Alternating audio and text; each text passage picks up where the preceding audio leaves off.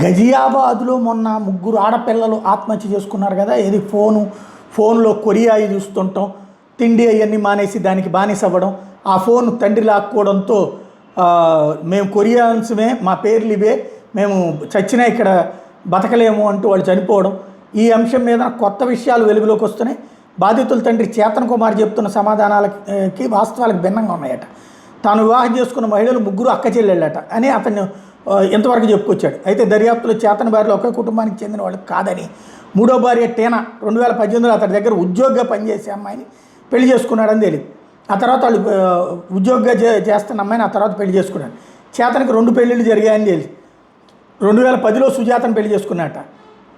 అమ్మాయికి పిల్లలు పుట్టకపోవడంతో 2013లో హీనాను పెళ్లి చేసుకున్నట్ట. అయితే మొదటి భార్య కుమార్తెకి ప్రస్తుతం 16 ఏళ్ల వయసు ఉంటుందో అతను చెప్తున్న మాటల మీద అధికారులు అనుమానం వ్యక్తం చేస్తున్నారు. దీంతో పెళ్లి పత్రాల ఆధారంగా ముగ్గురితో చేతన్కి ఏ సంవత్సరాలు వివాహం జరిగిందనే విషయం మీద దర్యాప్తు చేస్తున్నామన్నారు.